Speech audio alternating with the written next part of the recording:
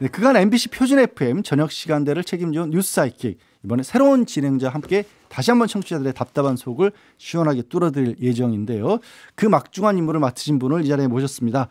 자, 이건 바로 시장이 풀리자마자 MBC로 이적을 하셨어요. 신장식 변호사 모셨습니다. 어서 오세요. 네, 안녕하세요. 거침없는 시사 MBC 신장식 뉴스 사이킥 새 진행자 신장식입니다. 반갑습니다. 네, 아직은 어색하시기도 하고 아직은 본인의 프로그램 제목이 입에 익지 않은 새로운 진행자인데요. 그러니까요.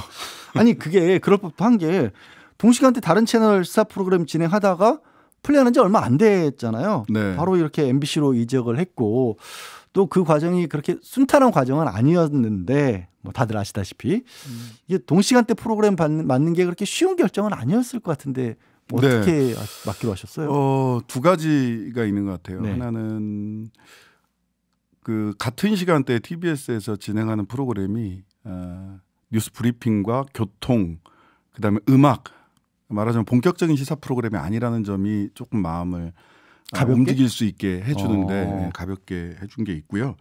그 프로그램도 잘 되기를 바랍니다. 그다음에 두 번째는 중구난방이라는 얘기가 있잖아요. 이게 막 함부로 떠든다 이렇게 보통 생각을 하시는데 사실은 무리중자에다 중구 입구자 어려울 난자에다가 막을 빵 그래서 여럿이 떠드는 입은 막을 수가 없다. 즉 여론의 중요성을 하는 그 지칭하는 말이다라고 저는 해석을 하고 있어요. 네. 떠들어야 되겠다. 지금 표현의 자유와 언론의 자유가 굉장히 위축되고 있고 권력에 의해서 이럴 때일수록 나라도 나서서 떠들어야 된다 이런 생각을 했습니다. 예. 갑자기 TBS에서 시사 프로그램 진행하실 때도 여러 번 이렇게 방심위 같은데 뭐 좀 논란이 됐었죠. 갔죠. 네. 예. 여러 번 갔는데 최근에는 뭐 보니까 어제도 뭐 보수 유튜버에서 그런 얘기 하던데 노란봉투법 관련해서 국민청원에 참여해달라라고 얘기를 했는데 그게 특정 정파의 견해를 일방적으로 진행자가 대변했다 이런 얘기를 하시는데 국회에 국민청원 왜 만들었어요? 국민들이 자신의 뜻을 국회에 전달하라고 나선 거잖아요. 네.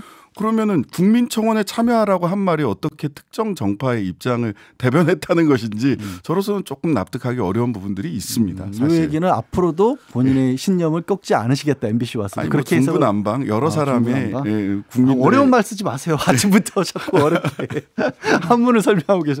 아니 이렇게 어려운 말을 쓰시는데 사실 시사 프로그램도 그렇고 방송 프로그램이라고 하는 게 다 어렵게 접근하면은 잘 안 들리는 게 일반적이긴 한데 한지 얼마 되지도 않아서 3분기 연속 동시간대 시사 프로그램 1위를 냈잖아요. 네. 비결이 뭡니까? 저는 그 첫 번째는 좀 저녁 시간이기 때문에 위로를 드리고 싶었어요. 하루 종일 다들 고생하셨기 때문에 하루 종일 고생하신 분들에 대해서 위로를 드리고 싶고 또 음악이라든지 다양한 시사, 인권, 노동 관련돼서 좀 여러분들 정말 잘 살고 계시다라고 하는 위로의 말씀을 드리고 싶었던 게 하나가 있고요. 그다음에 두 번째는 아까 말씀드렸다시피 표현의 자유라는 게 대한민국 헌법이 보장하는 것인데 이와 관련해서 의견을 표명하는 것 그게 진행자이든 패널이든 자신의 의견을 표명하는 것은 끊임없이 더 확장되고 보장돼야 된다고 생각합니다. 다만 그 의견의 근거 그것이 사실에 근거했느냐 합리적 추론의 과정을 거쳤느냐 혹시 부당한 전제로부터 시작한 것은 아닌가라고 하는 부분에 대해서는 그것은 토론의 영역이지만 의견과 표현의 자유에 대해서는 아니 뭐 진행자든 패널이든 간에 근거만 확실하다면 어떤 얘기든 할 수 있어야 되지 않겠는가라는 것에서 조금 다른 점을 보지 않으셨을까 싶습니다. 이게 이제 1위의 비결이기도 하고 앞으로 MBC에서도 이렇게 하겠다라는 그런 말씀으로 들렸고요. 맞죠? 네. 자, 그러면 이제 새로운 프로그램 뉴스 사이킥 진행을 맡으셨는데 뉴스 사이킥에서 꼭 한번 인터뷰해보고 싶은 인물이 있다라면 누구이고 또 그 인물에게 어떤 질문을 던져보고 싶으세요? 두 분인데요. 네. 문재인 전 대통령과 윤석열 현 대통령 두 분을 꼭 한번 인터뷰해보고 싶습니다. 자, 현 대통령부터 뭘 물어보고 싶으세요?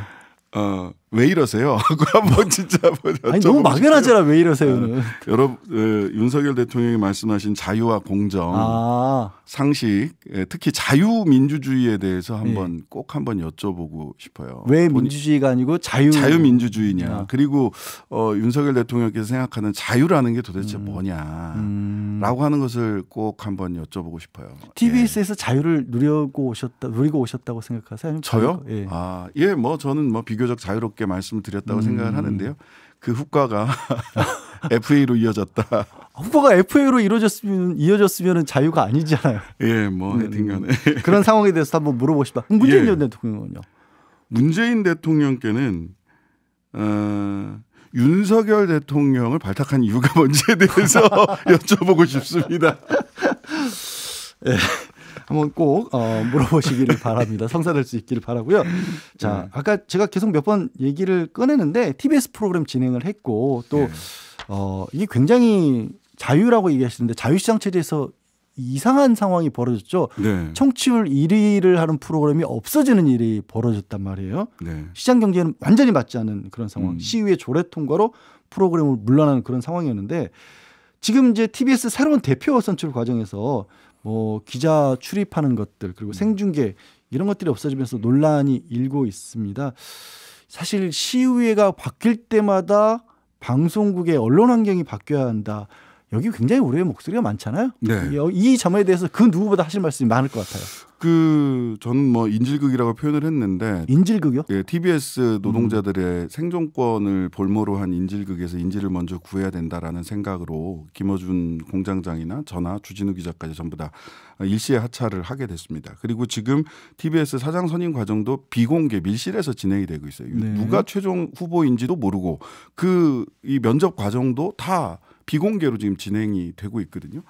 근데 모든 국민은 언론 출판의 자유가 있고 허가 검열은 허용되지 않는다라고 하는 헌법 제21조의 언론의 자유, 표현의 자유라고 하는 부분에서 보자면 오로지 그 언론에 대해서 판단할 수 있는 것은 국민들입니다. 네. 그 의견을 듣고 이것이 부당한 전제냐 사실이 가짜 뉴스냐 이런 것들을 판단할 수 있는 사람들은 국민들인데 이것을 권력의 눈에서 또는 힘을 가진 사람들이 그게 예산권이든 뭐든 힘을 가진 사람들의 눈에서 언론을 미리 판단하려고 하는 것은 헌법 정신에 위반되는 일이고 지금의 과정 역시 또한 밀실에서 공개적으로 벌어지지 않고 있는 TBS 사장 선임 문제도 상당히 심각한 언론의 자유의 문제에 있어서 중대한 도전 아닌가라고 생각을 합니다.